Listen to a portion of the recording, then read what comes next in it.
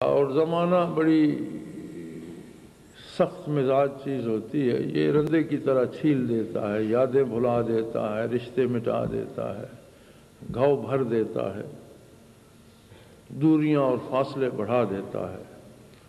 اب 1400 سال بعد خود مسلمانوں کا بھی یہی عالم ہے کہ جو اللہ اللہ کرنے لگتا ہے یا مسجد جاتا ہے یا دین کی طرف رجوع کرتا ہے تو وہ دوسری طرف سے بے خبر ہو جاتا ہے، اور جو دنیاوی امور میں جاتا ہے، تجارت میں جاتا ہے، ملازمت میں جاتا ہے، سیاست میں جاتا ہے، وہ دین کی طرف سے لا تعلق ہو جاتا ہے۔ یہ خصوصیت مسلمانوں کی نہیں، یہ صورتحال غیر اسلامی ہے۔ اسلام کا کمال ہی یہ ہے کہ اس نے اپنے ہر ماننے والے کو بیک وقت والذین معہ اشداء علی الکفار رحماء بینہم تراہم رکعا سجدا، امور دنیا میں کفر کے لیے ناقابل تصغیر، نیکی کے لیے سراپا جان سپار، اور تراہم رکعا سجدا، امور دنیا بھی مکمل، اور پھر جب انہیں دیکھے گا اللہ کے حضور بھی حاضر ہو۔ معیت رسالت کا جو کمال ہے، اور اس میں آپ دیکھیں کہ پہلے محبت کو نہیں رکھا، والذین معہ اشداء علی الکفار رحماء بینہم، رحماء کو پہلے نہیں رکھا، پہلے کفر کے لیے ناقابل تصغیر ہیں، پھر نیکی کے لیے اور نیکوں کے لیے سراپا محبت ہے۔ کیونکہ جو شخص کفر سے نفرت نہیں کر سکتا وہ دین سے محبت بھی نہیں کر سکتا۔ جتنا کفر سے سمجھوتا ہوگا اتنی دین سے رشتوں میں کمی آئے گی۔ تو اسلام نے جو کمال دیا وہ یہ تھا کہ بیک وقت ایک آدمی صوفی بھی ہو، اللہ اللہ کرنے والا بھی ہو، بہترین جرنیل بھی ہو، صوفی بھی ہو، اللہ اللہ کرنے والا بھی ہو، بہترین تاجر بھی ہو، اللہ اللہ کرنے والا بھی ہو، بہترین سپاہی بھی ہو، اللہ اللہ کرنے والا بھی ہو، اچھا ڈاکٹر بھی ہو، اللہ کو ہر وقت یاد رکھنے والا بھی ہو، بہترین انجینئر بھی ہو، ٹیکنالوجی میں مہارت رکھتا ہو، اچھا پائلٹ بھی ہو۔ یہ خوبی صرف اسلام میں ہے، اور ہماری کمزوری یہ ہے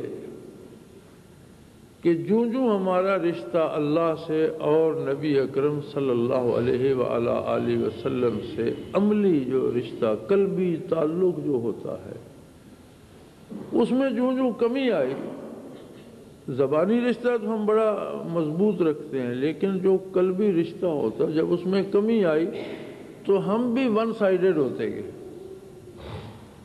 اور یہ جو یک طرفہ خوبیاں ہیں یا کسی ایک سائیڈ پہ بڑا تیز ہونا، اس کی مثال ادیان سابقہ میں بھی ملتی ہے اور دنیا کفر میں بھی مل سکتی ہے۔ ایک کافر بھی اچھا ڈاکٹر تو ہو سکتا ہے لیکن اس کا تعلق اللہ کے ساتھ تو نہیں ہوتا۔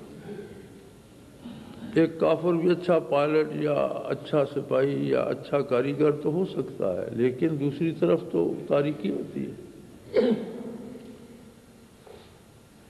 تو ہماری کمزوری یہ ہے کہ اب بھی ہم اگر کام میں لگتے ہیں تو معمولات، اذکار، یاد الہی رہ جاتی ہے، اور اگر اس طرف آتے ہیں تو کام رہ جاتا ہے۔ حالانکہ مومن کی خصوصیت یہ ہے کہ عبادت کے وقت عبادت، ذکر کے وقت ذکر کرے اور کام کے وقت کام بھی کرے پورے خلوص کے ساتھ۔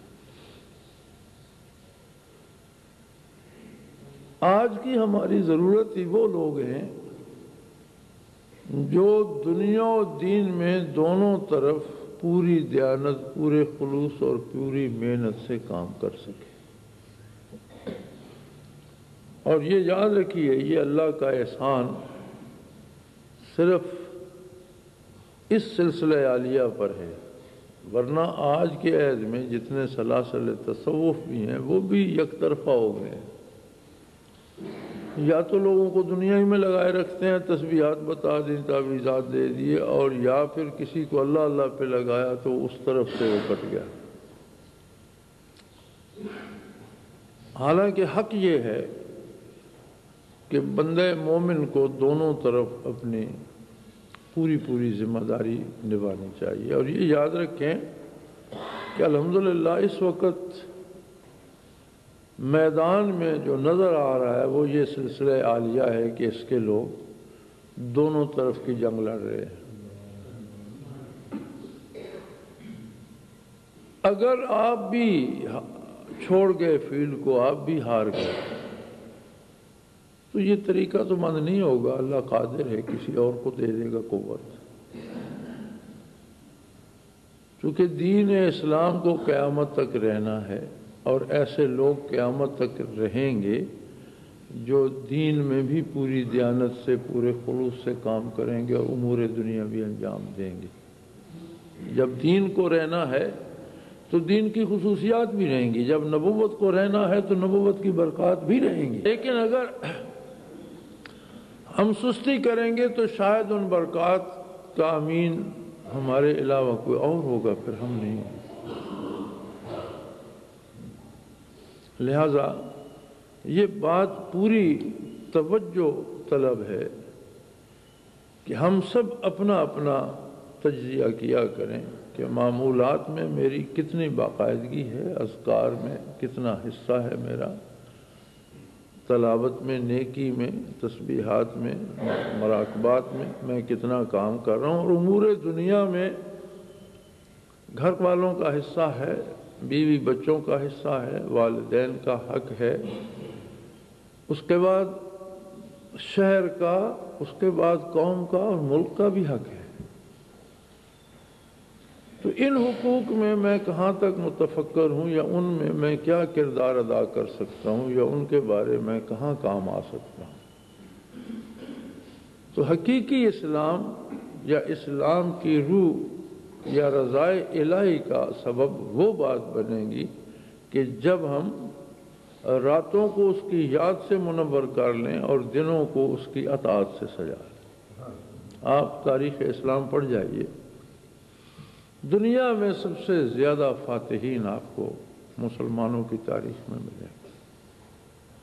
کسی بھی فاتح کو آپ پڑھ جائیے، اس کی رات جائے نماز پر گزرتی ہوگی اور دن گھوڑے کی پیٹھ پر۔ کسی کی تاریخ آپ پڑھ لیں، اور اگر کوئی عابد و زاہد نہیں ہے تو پھر وہ فاتح نہیں ہوگا، پھر وہ قاتل، ڈاکو اور ستمگر ہوگا۔ پھر امور دنیا میں اسے کوئی اچھا نہیں کہتا ہوگا۔ اگر اس نے کچھ ممالک یا کوئی شہر فتح کیے ہوں گے تو قتل غارت گری کی ہوگی، پھر وہ نادر شاہ ہوگا۔ اگر وہ عابد و زاہد نہیں ہوگا تو پھر نادر شاہ ہوگا، پھر محمود غزنوی نہیں ہوگا۔ اور اگر محمود غزنوی اور احمد شاہ ابدالی ہوگا تو پھر اس کی راتیں یاد اللہ سے منور ہوگی اور دن اس کے محنت و مشقت سے۔ آج بھی ہم انقلاب کی بات تو کرتے ہیں، اللہ کرے انقلاب آئے اور اللہ ہمیں توفیق دے ہم اس کا سبب بنے، لیکن اگر ہمارے بھی ذہن دنیا میں رہے اور دل یاد اللہ سے خالی رہے تو افراد کی تبدیلی ہوگی اور ظلم بڑھے گا۔ ظلم کو روکنے والے وہی لوگ ہوں گے جن کے دل یاد الہی سے منور ہوں گے اور جن کے ہاتھ اور پاؤں اللہ کے لیے کام میں لگے ہوئے ہوں گے۔